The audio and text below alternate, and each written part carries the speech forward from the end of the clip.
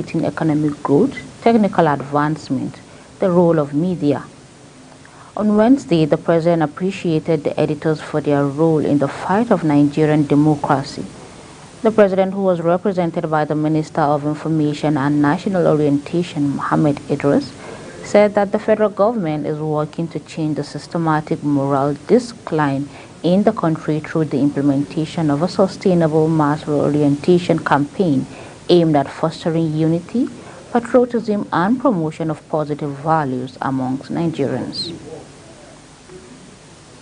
The National Executive Council of the Nigerian Labour Congress and the Trade Union Congress on Wednesday night suspended their nationwide strike over the alleged assault on the president of the NLC, Joe Ajaero.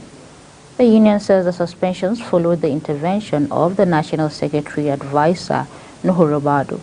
However, the organized private sectors, OPS, and the maritime operators carpeted the NLC and TUC over the industrial action, stating that it was ill-timed and misconceived. The OPC, comprising critical players in the economic, noted that the strike would affect the federal government's ability to meet its yearly revenue target. President Bola Tinubu will on Thursday join the head of state and government in Bissau, Guinea-Bissau, to celebrate the country's 50th independence anniversary and Armed Forces Day.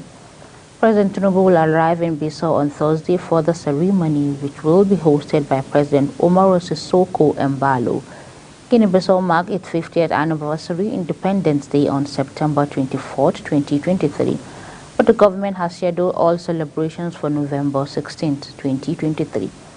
The president is expected to return to Nigeria on Thursday. Similarly, President Bola Tinubu says poverty is not a shameful thing, but it is unacceptable in Nigeria under his leadership. The president, who spoke on Tuesday at the 55th International Conference Exhibition and Emerald Anniversary of the Chartered Institute of Personnel Management of Nigeria, with the theme Sustainable HR, Business and National Development. He said the crucial role that human resources plays in shaping destiny of our nation cannot be emphasized, as our collective visions must transcend the ordinary. He said he shared a vision that centers on transforming Nigerians into a nation of creators and builders, ensuring a prosperous Nigeria for all and future generations to come. He added that his vision for the Nigerian workforce is one where every citizen who wish to be gainfully employed and are able to take care of themselves and their families. The House of Representatives has stated its commitment to improving infrastructure at the rural areas across the country. Chairman House Committee on Rural Development Marcus Onobo stated the commitment at the committee's inaugural meeting. The National Assembly, he said, as representatives of rural communities, members of the committees would also work to close infrastructure gap across constituencies. Onobo added that while previous chairman of the committee restricted functionalities across the MDAs, the 10th National Assembly Committee will be functioning a little differently to enable achievement said objectives and make meaningful impact in the life of millions of Nigerians who reside in rural areas. The Court of Appeal sitting in Abuja has reserved judgment in the appeal by Abdullahi Sule of the All Progressive Congress, seeking to overturn a tribunal decision that nullified his election and declared David Umbagadu of the People Democratic Party winner of the Nasarawa State governorship post. A three-member panel headed by Justice Onyechukwu Onyema made this known after parties in the matter adopt their process Wednesday. Subarat Usman has the details. During proceedings, Wole Olanipekun, counsel to Sule, urged the court to set aside the tribunal decision for lacking in merits.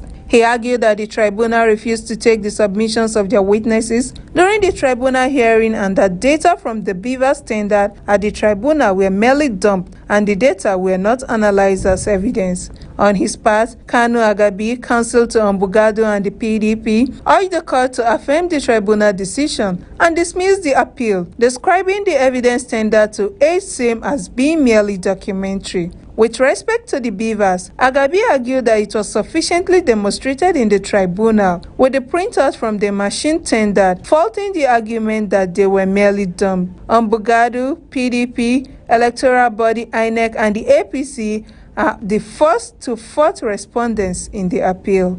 Swabra Usman, Global Television News, Abuja. The Nigerian Safety Investigation Bureau (NSIB) says it has been notified about an incident involving a Bombardier CRJ-900LR aircraft with the nationality and registration marks 5NBXR belonging to ValueJet Airlines, which occurred around 3:32 p.m. local time on November 4th, 2023. A statement by Director of Public Affairs and Consumer Protection (NSIB), Dr. James Oduadu, says the Bureau has commenced the process of unraveling the immediate and remote causes of the incident. With its investigations already at the scene, the aircraft with 62 passengers and 5 crew upon landing at the Port Harcourt International Airport from Lagos overshot the runway at a runway 03.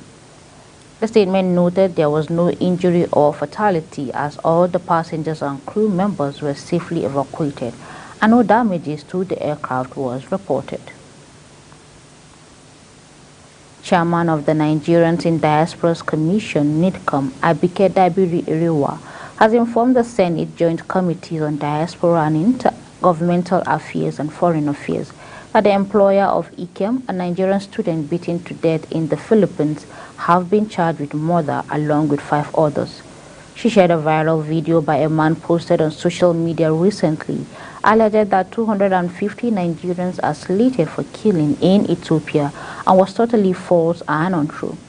She affirmed that the case on Ikem, who was brutally murdered, the Philippines authority have declared the employer, who has since been on the run, wanted. Dabiri Iriwa says the Nigerian embassy has informed the Department of Foreign Affairs in the Philippines and also reported the case to the Inspector General of the Philippines National Police. The Minister of Foreign Affairs has said it will cost 35 million naira to fly back to Nigeria the corpse of the Nigerian medical student Chibuikem Emmanuel, who was murdered in the Philippines. Emmanuel was reportedly murdered in the Philippines, allegedly by some Chinese nationals on October 23, 2023. According to a post made to the social networking platform X by one Michael Ojuala, who describes Emmanuel as his friend. Ojuala had posted on the X that the victim was brutally murdered by a group of Chinese. On Tuesday, the Director Consular Ministry of Foreign Affairs, Ambassador Enya Francis, says the ministry was in close contact with the embassy in the Philippines and was on top of the situation. The Minister of Housing and Urban Development, Architect Ahmad Dengiwa, has launched the Diaspora's Housing Scheme with the Facilities for Diaspora's Assets up to 50 million naira loan for mortgage at the interest of 6.9% paid over a period of 10 years. Ahmad Dengiwa made this known at the 6th edition of the Nigerian Diaspora Investment Summit (NDIS) at the State House, Abuja. He said the mortgage scheme will be launched in the United Kingdom, Canada, and the United States soon. In her remarks, NIDCOM Chairman Abike Dabiri Iriwa explained that the scheme has been in the heart of the Commission and will do all it takes to actualize it, hence the launch. You're watching Global TV AM News, coming to you from the Nigerian's capital, Abuja. We are on StarTime channel 276. Kindly follow us across social media platforms using @GlobalTVNG and other handles now showing on your screen. When the AM News returns, CBN extends deadline of the old redesign of the Naira and Infinitum. The news continues shortly with details of these and other stories right after this short break. Please don't go away.